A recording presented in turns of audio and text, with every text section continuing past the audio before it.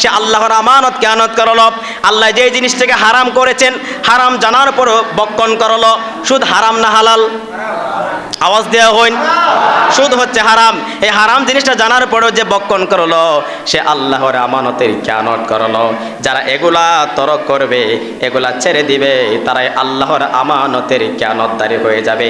আর যারা আল্লাহর আমানতের খেয়ানত করবে, আল্লাহ রাব্বুল আলামিন বলেন, আমার প্রিয় নবী মুহাম্মদ সাল্লাল্লাহু আলাইহি ওয়াসাল্লাম হাদিসে পাকের মধ্যে বলেছেন, লা ঈমানা লিমান লা আমানাতা লাহু, যার মধ্যে আমানতদারি নেই তার মধ্যে ঈমান নেই। চিল্লা বলেন নাউজুবিল্লাহ। যার মধ্যে আমানতদারি নেই তার মধ্যে কি নেই? তার মধ্যে ঈমান নেই। আওয়াজ দিয়ে এখন কি নেই? এটা আমার কথা নয়, আমার নবীর কথা। 2 নম্বরে হচ্ছে রাসূলের আমানতের হেফাজত করতে হবে। এখন রাসূলের আমানত বলতে কি বোঝানো হয়েছে? রাসূলের আমানত বলতে রাসূল সাল্লাল্লাহু আলাইহি ওয়াসাল্লামের সমস্ত ধরনের সুন্নতকে বোঝানো হয়েছে। রাসূলের কোনো ধরনের সুন্নত তরক করা যাবে না, সুন্নত ছেড়ে দেওয়া যাবে না। যে রাসূল সাল্লাল্লাহু আলাইহি ওয়াসাল্লামের সুন্নতকে ছেড়ে দিবে, সুন্নত তরক করবে, সে রাসূলের আমানতের খেয়ানত করেছে। আর যে রাসূলের আমানতের খেয়ানত করেছে, আমার নবী বলেছেন, লা ঈমানা লিমান লা আমানাতা লাহু, যার মধ্যে আমানতদারি নেই তার মধ্যে ঈমান নেই। আমানত সম্পর্কে আল্লাহ কোরআনুল কারীমের মধ্যে কি ঘোষণা করেছেন?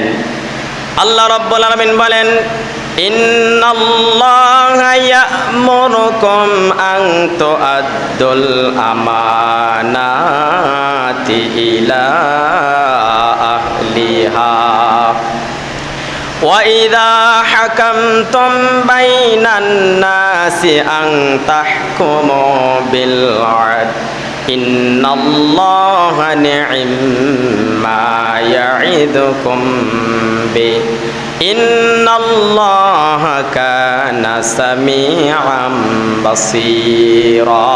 চিৎকার দিয়া বলেন আল্লাহু আকবার।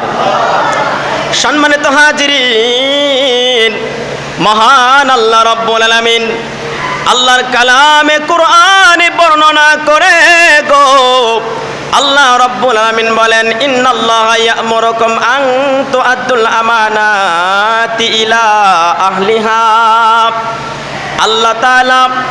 আল্লাহ বলেন, নিশ্চয়ই আল্লাহ তাআলা তোমাদেরকে আদেশ করেছেন, তোমাদেরকে নির্দেশ দিয়েছেন, প্রত্যেক আমানত সমূহ তার হকদারের কাছে পৌঁছে দিতে। চিল্লায়া বলেন সুবহানাল্লাহ। ওয়াইদা হাকামতুম বাইনান নাসি আন তাহকুমু বিল আদল।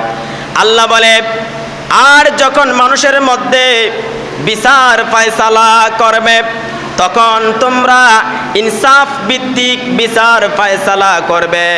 ইন্নাল্লাহা নি'ম্মা ইয়া'iদুকুম বিহি, নিশ্চয় আল্লাহ তোমাদেরকে সুন্দর উপদেশ দেন। ইন্নাল্লাহা কানা সামিআম বাসীরা, নিশ্চয় আল্লাহ তাআলা সব কিছু শুনেন এবং সব কিছু দেখেন। কথা বলেন ঠিক কিনা? আল্লাহ দেখে কি দেখে না? আওয়াজ দেখুন, আল্লাহ শুনে কি শুনে না? কোনো ব্যক্তি কি বলতে পারবে আমি এই কাজ করি আল্লাহ দেখে না? এই কথা বলা যাবে? এই কথা বলা যাবে না। কারণ আল্লাহর কোরআনুল কারীমের কথা, এই আয়াতে কারিমার মধ্যে আল্লাহ পাক 2টা বিষয় উল্লেখ করেছেন। 1 নাম্বার হচ্ছে আমানত, যথাযথভাবে হেফাজত করতে হবে, আমানতদারের কাছে পৌঁছে দিতে হবে। 2 নাম্বার বিষয়টা হচ্ছে আল্লাহ পাক বলেন, তোমরা যখন বিচার ফায়সালা করবে, মানুষের মধ্যে যখন বিচার ফায়সালা করবে, তখন ইনসাফ ভিত্তিক বিচার ফায়সালা করতে হবে। 1 নাম্বার হচ্ছে আমানত। আমানতটা কি জেনে নেন। আল্লাহ বলে, বান্দারে, ও বান্দা শোন শোন, এই পৃথিবীর জমিনে তোকে আমি আল্লাহ পাঠাইলাম। তোমার কাছে যখন মানুষ কোনো জিনিস সংরক্ষণ রাখতে বলে, তোমার কাছে যখন কোনো মানুষ কোনো জিনিস রাখে, ওই জিনিসটাকে যথাযথভাবে হেফাজত করো, সঠিকভাবে নিয়ন্ত্রণ করো। আবার যখন ওই মানুষ তোমার কাছে ওই জিনিসটা চেয়ে নেয়, তখন যেইভাবে ছিল ওইভাবে হুবহু ওই আমানতদারের কাছে পৌঁছে দাও। আমানতদার ব্যক্তির কাছে তুমি দিয়ে দাও, তার আমানত তার কাছে দিয়ে দাও, যথাযথভাবে আমানতগুলা দিয়ে দিতে হবে। 2 নম্বরে আল্লাহ তাআলা বলে, যখন মানুষের মধ্যে কোনো ঝগড়া ফাসাদ হয়ে যায়, যখন কোনো ধরনের জামালা হয়ে যায়, যখন সালিশ হবে, বিচার হবে, এই পৃথিবীর জমিনে আমি আল্লাহ তোমাদেরকে মানুষের মধ্য থেকে যাদেরকে আমি আল্লাহ দায়িত্ব দিয়েছি বিচার করার জন্য, কাউকে মহল্লার নেতা বানিয়েছি, কাউকে গ্রামের নেতা বানিয়েছি, কাউকে ওয়ার্ডের নেতা বানিয়েছি, কাউকে ইউনিয়নের নেতা বানিয়েছি, আবার কাউকে আমি জেলার নেতা বানিয়েছি, আমি আবার কাউকে রাষ্ট্রনায়ক বানিয়েছি। তোমরা যারা বিচার করবে, আল্লাহ রাব্বুল আলামিন বলেন কিভাবে বিচার করতে হবে। মহল্লার বিচার হোক, এলাকার বিচার হোক, গড়ের বিচার হোক, গোষ্ঠীর বিচার হোক, এলাকার বিচার হোক, অথবা রাষ্ট্রীয় কোনো বিচার হোক, যে কোনো বিচার হোক না কেন, আল্লাহ রাব্বুল আলামিন কোরআনুল কারিমে জানায় দেয়, বান্দারা তোমরা যখন বিচার করবে ইনসাফ ভিত্তিক বিচার করবে। এমন বিচার করিও না টাকাকে সত্যকে মিথ্যায় পরিণত করিও না, টাকাকে মিথ্যাকে সত্যে পরিণত করিও না, আবার মিথ্যাকে সত্যে পরিণত করিও না। ওই রকম বিচার করা যাবে না। গরিব মানুষকে অত্যাচার করা যাবে না, গরিব মানুষ বিচার পাবে না, ওই রকম বিচার করা যাবে না। কারো শক্তি আছে, কারো টাকা আছে, কারো ধন আছে, কারো পয়সা আছে, ওই পয়সাওয়ালা ব্যক্তির সম্পদ থাকার কারণে, টাকা থাকার কারণে, লাঠির জোর থাকার কারণে, শক্তি থাকার কারণে তার পক্ষে মিথ্যা বলিয়া তার পক্ষে কোনো রকমের ইনসাফ করা যাবে না, রায় দেওয়া যাবে না। আল্লাহ পাক বলে, তোমরা যখন বিচার ফয়সালা করবে, ইনসাফ ভিত্তিক বিচার ফয়সালা করবে, এমন বিচার করতে হবে, সঠিক বিচার করতে হবে। চিল্লায়া বলেন সুবহানাল্লাহ। এই উপদেশ দিয়েছেন আল্লাহ, ইন্নাল্লাহা নি'মা ইয়াইদুকুম বি। পৃথিবীর কোনো মানুষ এই উপদেশ দেয় নাই, এত সুন্দর পরামর্শ পৃথিবীর কোনো মানুষ দিতে পারবে না, একমাত্র দিয়েছেন কে? আওয়াজ দিয়ে বলেন, দিয়েছেন কে? আল্লাহর চাইতো আর সুন্দর পরামর্শ, সুন্দর কথা কি পৃথিবীর কোনো মানুষ বলতে পারবে? পৃথিবীর কোনো মানুষ বলতে পারবে না। আল্লাহ পাক বলেন, বান্দা আমি আল্লাহ তোমাদেরকে যে পরামর্শ দিয়েছি, আমি আল্লাহ তোমাদেরকে সুন্দর পরামর্শ দিয়েছি, সুন্দর পরামর্শ দিয়েছি। এরপরও যদি তোমরা বেইনসাফ বিচার করো, আমানতের খেয়ানত করো, তাহলে শুনে রাখো, ইন্নাল্লাহা কানা সামিআম বাসীরা। বান্দারে শুনে শোনো, তোমরা যা কিছু করবে সব কিছু আমি আল্লাহ দেখি, তোমরা যা কিছু বলবে সব কিছু আমি আল্লাহ শুনি। চিল্লা বলেন সুবহানাল্লাহ। এই আয়াতের চমৎকার একটা শানে নজুল রয়েছে। আল্লাহর প্রিয় নবী মুহাম্মদ সাল্লাল্লাহু আলাইহি ওয়াসাল্লাম যখন মক্কা বিজয় করে ফেললেন, আমার প্রিয় নবী যখন মক্কা বিজয় করেছেন, মক্কা বিজয়ের দিন আল্লাহর নবী কানায় কাবার কাছে গেলেন। কানায় কাবার যার কাছে ওই কানায় কাবার চাবি রয়েছে, ওই কানায় কাবার চাবি রক্ষণাকারী উসমান ইবনে তালহার কাছে আল্লাহর নবীজি গেলেন। আমার নবীজিকে উসমান ইবনে তালহার কাছে গিয়ে বললেন, রে তালহা, ওই কাবা শরীফের চাবিখানা দাও, আমি কাবা শরীফের ভিতরে প্রবেশ করব। উসমান ইবনে তালহা চাবি দিলেন না, আল্লাহর নবীকে চাবি দিতে অস্বীকৃতি জানালেন। ওই সময় আল্লাহর নবীর কাছে, নবীর সামনে, নবীর কাছে নবীর জামাতা হযরতে শেরে খোদা আলী রাদিয়াল্লাহু তাআলা আনহু তিনি উপস্থিত ছিলেন। তিনি সব কিছু অবলম্বন করেছেন, সব কিছু দেখেছেন। আমার নবী তালহার কাছে চাবি চেয়েছেন, কিন্তু তালহা চাবি দিল না। হযরতে আলী রাদিয়াল্লাহু তাআলা আনহু তিনি রাগান্বিত হইয়া তালহার কাছে গিয়া জোরাজুরি করে, জোর করে চাবিটা নিয়ে আসলেন এবং কানায় কাবার দরজাটা খুলে দিলেন। আমার নবীজি কানায় কাবার ভিতরে প্রবেশ করলেন, 2 রাকাত নামাজ পড়লেন। নামাজ পড়ার পরে আমার নবীজি আল্লাহর কাছে দোয়া করলেন। দোয়া করে যখন কাবার ভিতর থেকে নবীজি বের হয়ে আসলেন, ইবনে আব্বাস রাদিয়াল্লাহু তাআলা আনহু আল্লাহর নবীর খেদমতে এসে বলতেছে, ইয়া রাসূলুল্লাহ, ইয়া হাবিবাল্লাহ, নবী গো, ওই কানায় কাবার যে চাবিটা আপনার হাতে রয়েছে, ইয়া রাসূলুল্লাহ, এই চাবিটা আমাকে দিয়ে দেন, যাতে আমি যত হাজি এসেছে এই কানায় কাবা জিয়ারত করতে, হজ করতে, যত হাজি আসতেছে, ইয়া রাসূলুল্লাহ, আমি যেন তাদেরকে পানি পান করাতে পারি। এবং ওই কানায় কাবার যেন আমি হেফাজত করতে পারি, সংরক্ষণ করতে পারি। সঙ্গে সঙ্গে ওই সময় আমার আল্লাহ ওই আয়াত কানা জিব্রাইলের মারফতে নবীজির কাছে পৌঁছায় দিলেন। জিব্রাইল আমার নবীর কাছে ইন্নাল্লাহা ইয়া'মুরুকুম আন তুআদ্দুল আমানাতি ইলা আহলিহা এই আয়াত নিয়ে আসলেন। আমার নবীজি বুঝে গেলেন, এই আয়াত যখন নিয়ে আসা হলো আমার নবীজি বুঝে গেলেন। বুঝে যাওয়ার পরপরই আল্লাহর নবী ওই সাবিকানা উসমান ইবনে তালহার হাতে দিয়ে দিলেন। আর আলীকে ডাক দিয়া বললেন, আলী তুমি অন্যায় করেছো, তুমি অপরাধ করেছো, জোর করে তার কাছ থেকে চাবি চিনিয়ে নিয়েছো। ওরে আলী, এজন্য তুমি তার কাছে ক্ষমা চাও, তার কাছে তুমি মাপ চাও। সঙ্গে সঙ্গে হযরত আলী উসমান ইবনে তালহার কাছে ক্ষমা চাইলেন, মাফ চাইলেন। ওই তালহা এই দৃশ্য দেখার সঙ্গে সঙ্গেই ওই আয়াত নাজিল হওয়ার পরই তালহা কালেমা পড়ে মুসলমান হয়ে যায়। তো প্রিয় উপস্থিতি, এই আয়াতের শানে নজুল থেকে আপনি আমার শিক্ষণীয় বিষয় হচ্ছে, যদিও তালহা উসমান ইবনে তালহা সে মুসলমান ছিল না, ইতিপূর্বে সে মুসলমান ছিল না, সে বেঈমান ছিল। বেঈমান থাকার পরেও হযরত আলী তার কাছ থেকে জোর করে চাবিটা চিনিয়ে নিয়ে আসতেন। কিন্তু ওই চাবির দায়িত্বে ছিল উসমান ইবনে তালহা, ওইটার আমানত তার, চাবির আমানত হচ্ছে উসমান ইবনে তালহা।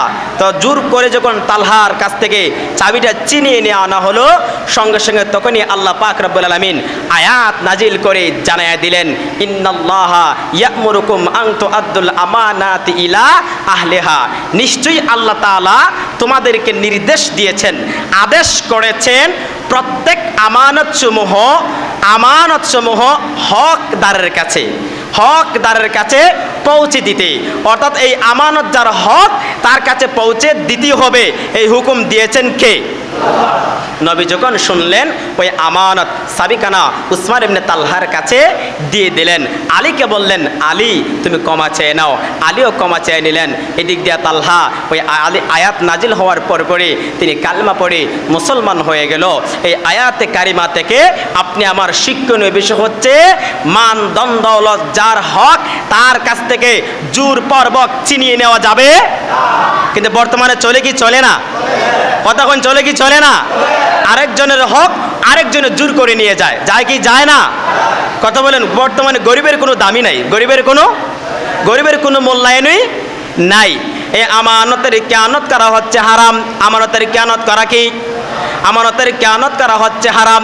আল্লাহ রাব্বুল আলামিন আল্লাহর কোরআনুল কারীমের মধ্যে বর্ণনা করেন, ইয়া আইয়ুহাল্লাযীনা আমানু লা তাখুনুল্লাহা ওয়ার রাসূল ওয়া তাখুনু আমানাতিকুম ওয়া আনতুম তা'লামুন। আল্লাহ রাব্বুল আলামিন সুন্দর করে পৃথিবীর সমস্ত ইমানদার মুমিন বান্দা যারা, ইমানদার মুসলমান নর নারী যারা, ইমানদার বান্দা বান্দীদেরকে আল্লাহ উদ্দেশ্য করে আল্লাহ জানিয়ে দিল, ইয়া আইয়ুহাল্লাযীনা আমানু, হে ইমানদারগণ, হে মুমিনগণ, লা তাখুনুল্লাহা ওয়ার রাসূল, তোমরা আল্লাহ তার রাসূলের আমানতের খেয়ানত করবে না। আল্লাহু আকবার বলেন। আল্লাহ আদেশ করেছেন।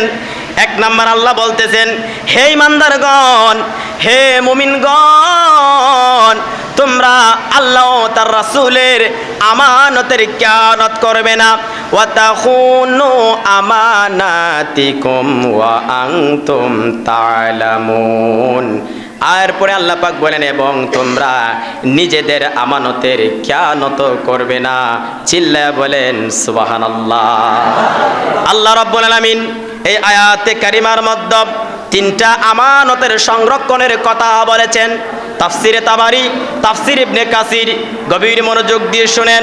তাফসিরে তাবারির মধ্যে এসেছে, তাফসির ইবনে কাসিরের মধ্যে এসেছে, এই আয়াতে কারিমার মধ্যে আল্লাহ তিন ধরনের আমানতের উল্লেখ করেছেন। তিন ধরনের আমানত সংরক্ষণ করতে হবে। ওই তিন ধরনের আমানতের খেয়ানত করা হারাম, হারাম। এই তিন ধরনের আমানতের খেয়ানত করা যাবে না। তাফসিরে তাবারির মধ্যে, তাফসির ইবনে কাসিরের মধ্যে মুফাসসিরিন কারামগণ লিখতেছেন, এক নম্বরে যে আমানতের কথা উল্লেখ করা হয়েছে, লা তাখুনুল্লাহ, এক নম্বরে হচ্ছে আল্লাহর আমানত, আল্লাহর আমানতের খেয়ানত করবে না। দুই নম্বরে হচ্ছে ওয়ার রাসূল সাল্লাল্লাহু আলাইহি ওয়াসাল্লামের আমানতের খেয়ানত করবে না। তিন নম্বর হলো ওয়াতাখুনু আমানাতিকুম, তিন নম্বর হচ্ছে সাধারণ মানুষের আমানতের খেয়ানত করা যাবে না। তিনটা বিষয় মনোযোগ দিয়ে শুনেন। এক নম্বরে আল্লাহর আমানত, দুই নম্বরে রাসূলের আমানত, তিন নম্বরে সাধারণ মানুষের আমানত। তাফসিরের মধ্যে পড়ে দেখলাম, তাফসিরের কিতাবের মধ্যে এসেছে আল্লাহর আমানত বলতে কি বোঝানো হয়েছে। আল্লাহর আমানতের খেয়ানত করা যাবে না। আল্লাহর আমানতকে, আল্লাহর আমানত বলতে বোঝানো হয়েছে আল্লাহর হুকুম, নামাজ, রোজা, হজ, যাকাত, পর্দা, হালাল, হারাম ইত্যাদি। চিল্লায়া বলেন সুবহানাল্লাহ। আল্লাহর আমানত কি? গভীর মনোযোগ দিয়ে শুনেন। আল্লাহর আমানত হচ্ছে, এক নম্বরে হচ্ছে নামাজ, রোজা, হজ, যাকাত, পর্দা, হালাল, হারাম। এগুলা কার আমানত? আওয়াজ দিয়ে বলেন, এগুলা কার আমানত? এগুলা হচ্ছে আল্লাহর আমানত। এগুলো হচ্ছে কার আমানত বলেন? আল্লাহর আমানত। মুফাসসিরিন কেরামগণ লিখেছেন, যে ব্যক্তি নামাজ তরক করলো সে আল্লাহর আমানতের খেয়ানত করলো। যে ব্যক্তি রমজানের রোজাকে ছেড়ে দিয়েছে সে আল্লাহর আমানতের খেয়ানত করলো। যার উপর হজ ফরজ, যে ব্যক্তি হজ ফরজ হওয়ার পর হজ করলো না সে আল্লাহর আমানতের খেয়ানত করলো। যে ব্যক্তির উপর যাকাত দেওয়া ফরজ কিন্তু যাকাত দিল না সে আল্লাহর আমানতের খেয়ানত করলো। যাদের উপর পর্দা করা ফরজ কিন্তু পর্দা ফরজ হওয়ার পর পর্দা করলো না সে আল্লাহর আমানত খেয়ানত করলো। আল্লাহ যে জিনিসটাকে হারাম করেছেন হারাম জানার পরও বক্ষণ করলো। সুদ হারাম না হালাল? আওয়াজ দেওয়া হইন। সুদ হচ্ছে হারাম। এই হারাম জিনিসটা জানার পরেও যে বক্ষণ করলো সে আল্লাহর আমানতের খেয়ানত করলো।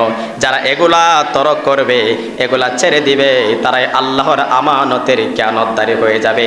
আর যারা আল্লাহর আমানতের খেয়ানত করবে, আল্লাহ রাব্বুল আলামিন বলেন, আমার প্রিয় নবী মুহাম্মদ সাল্লাল্লাহু আলাইহি ওয়াসাল্লাম হাদিসে পাকের মধ্যে বলেছেন, লা ঈমানা লিমান লা আমানাতা লাহু, যার মধ্যে আমানতদারি নেই তার মধ্যে ঈমান নেই। চিল্লা বলেন নাউজুবিল্লাহ। যার মধ্যে আমানতদারি নেই তার মধ্যে কি নেই? তার মধ্যে ঈমান নেই। আওয়াজ দিয়ে এখন কি নেই? এটা আমার কথা নয়, আমার নবীর কথা। দুই নম্বরে হচ্ছে রাসূলের আমানতের হেফাজত করতে হবে। এখন রাসূলের আমানত বলতে কি বোঝানো হয়েছে? রাসূলের আমানত বলতে রাসূল সাল্লাল্লাহু আলাইহি ওয়াসাল্লামের সমস্ত ধরনের সুন্নতকে বোঝানো হয়েছে। রাসূলের কোনো ধরনের সুন্নত তরক করা যাবে না, সুন্নত ছেড়ে দেওয়া যাবে না। যে রাসূল সাল্লাল্লাহু আলাইহি ওয়াসাল্লামের সুন্নতকে ছেড়ে দিবে, সুন্নত তরক করবে, সে রাসূলের আমানতের খেয়ানত করেছে।